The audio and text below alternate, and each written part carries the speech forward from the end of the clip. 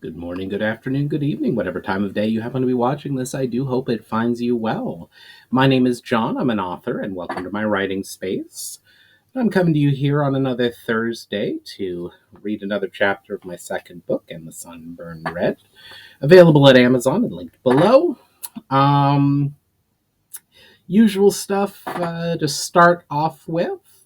Um, I would love to read your comments and feedback in the comments down below. It would be absolutely amazing, and I would really appreciate it if you'd help out my channel by liking, sharing, subscribing, all that good stuff, as well as checking out my socials, my website, where I post regular updates on the progress on my third book, and links to the first two down below. All right, we're gonna get started here. Chapter 2, In the Shrouded City. Consciousness returned to Amjoh slowly. The first thing he became aware of was a low, melodic hum, which seemed to be coming from all around him. The second thing he was aware of was that, while his shoulder hurt, the pain was a dull throb rather than the agony he had experienced before fainting. He slowly opened his eyes and was greeted by a soft yellow light that at first seemed to be coming from all around him.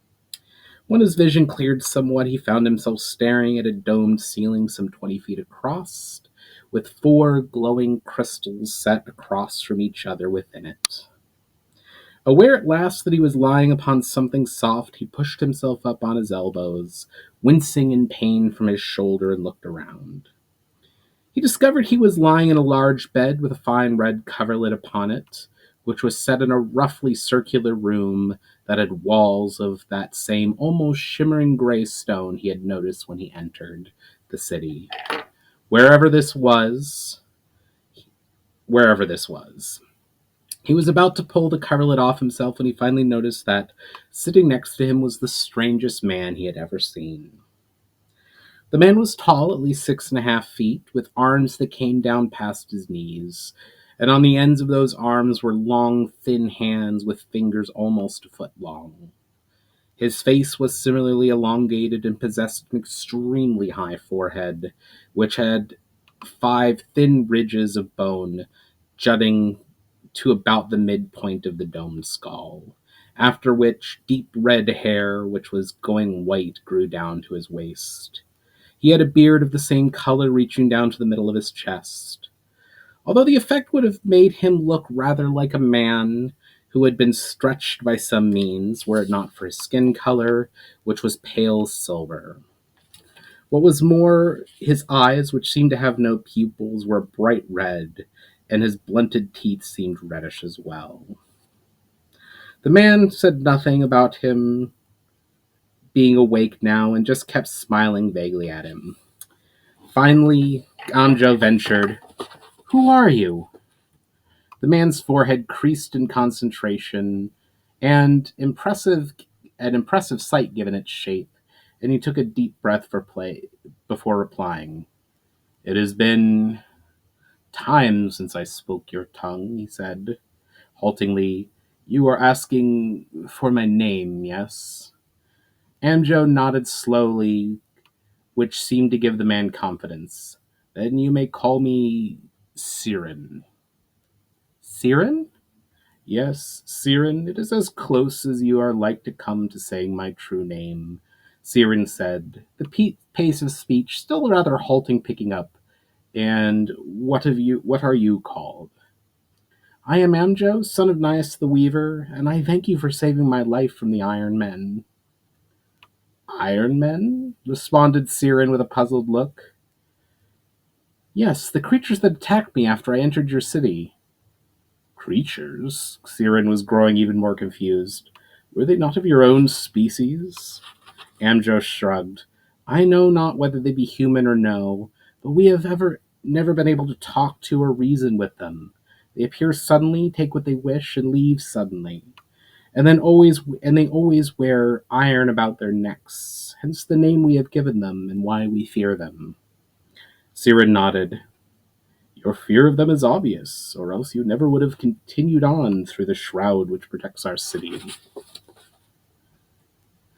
And how did they pass through your shroud? Siren seemed puzzled at this once more. I do not know.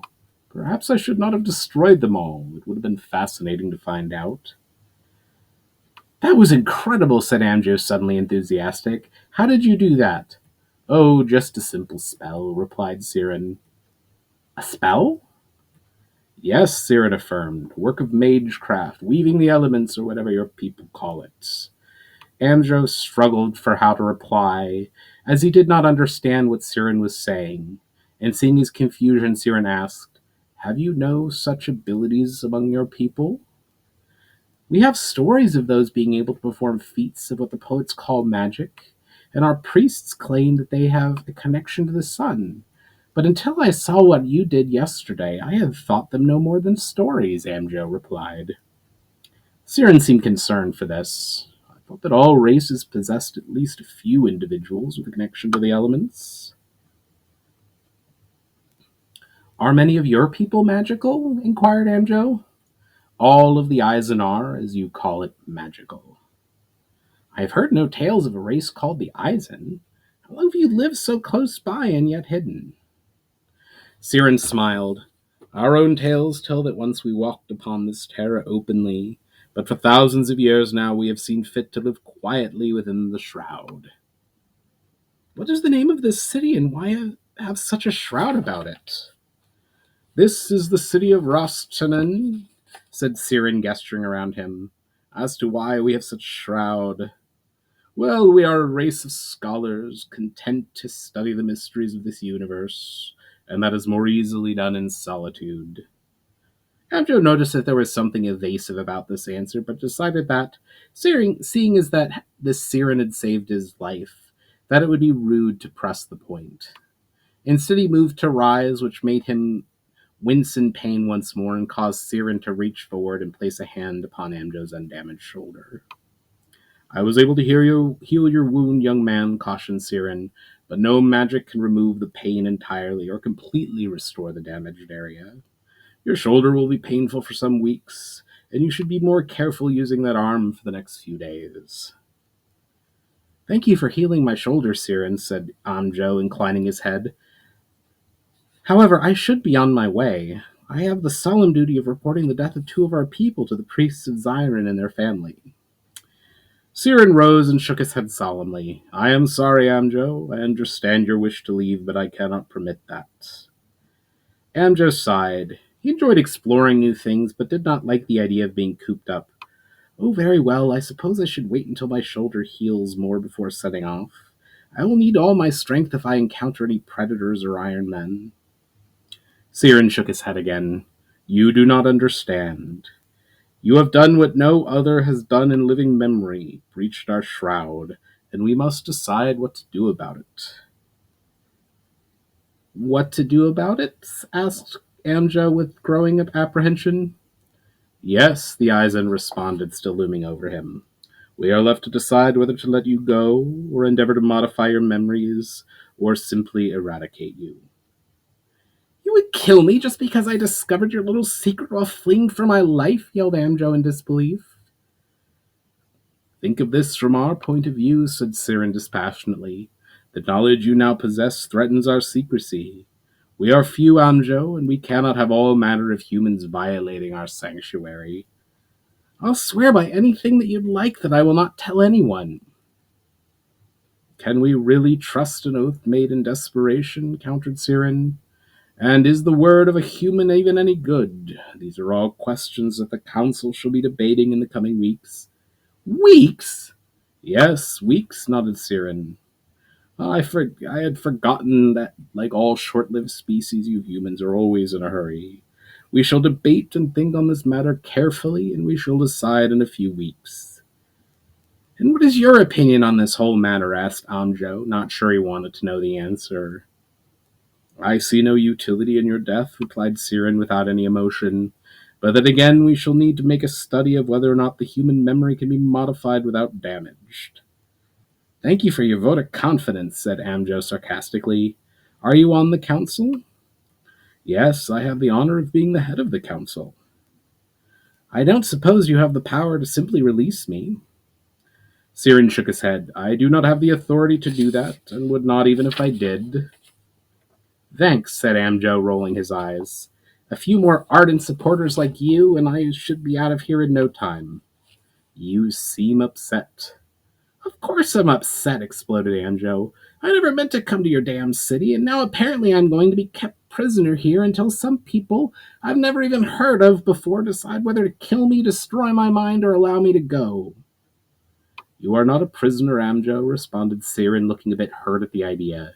You have the freedom of the city, but you cannot travel beyond it. We have weaved a spell around you that would prevent you from passing through the shroud without our leave. What am I to do, then? Explore, shrugged Siren, ask questions, learn.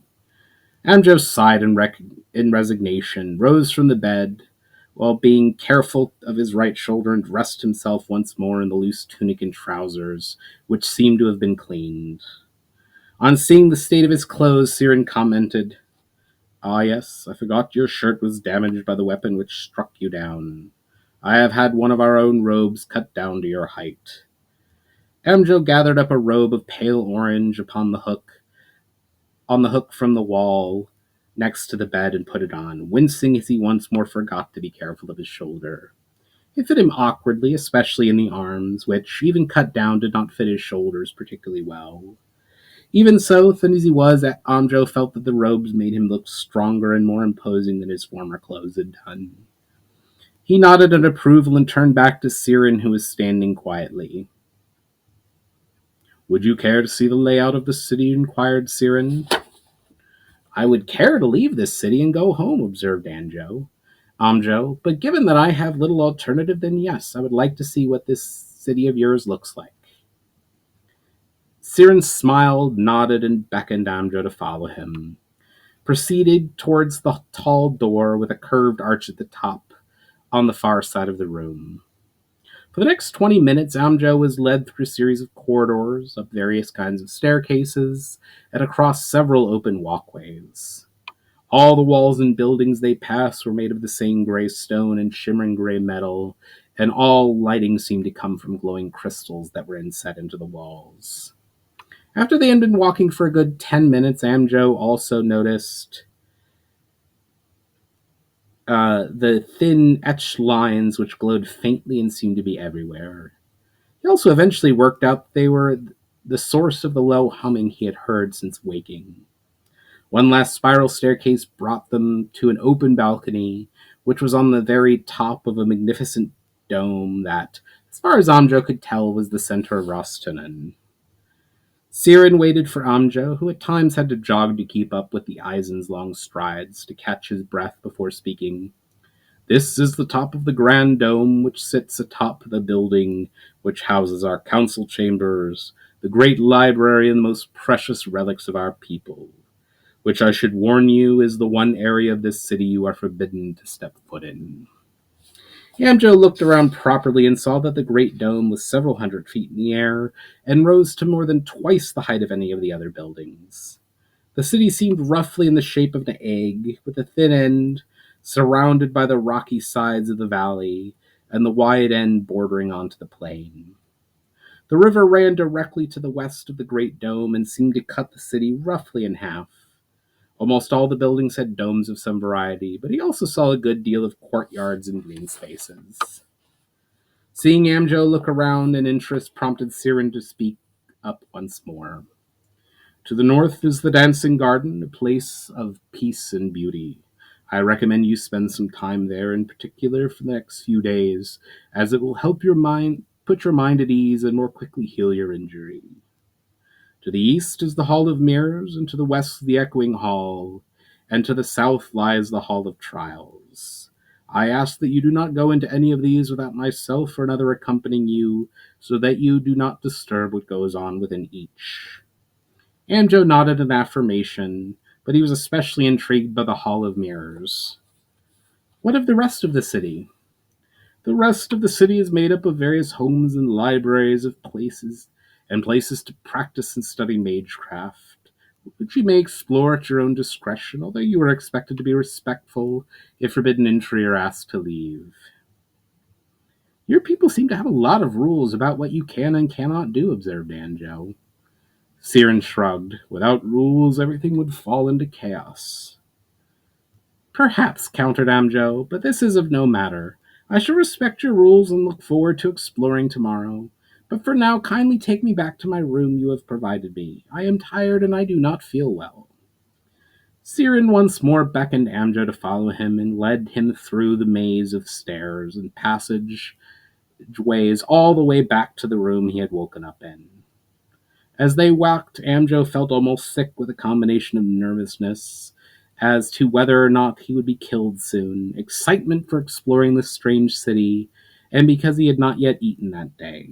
Still, he vowed to make the best of his time in Rastonen, however long or short that would be. And that is the conclusion of chapter 2. Really hope you enjoyed it, and I would love to hear and read your comments and feedback down below, as well as it would really help me and my channel out to like, share, subscribe, check out my socials and website and books and all of that. Checking any and all of that out would be absolutely amazing and would be greatly appreciated. But for the moment, I do hope you all have a wonderful rest of your day, get the chance to do or experience something creative, and I will catch you on the next one.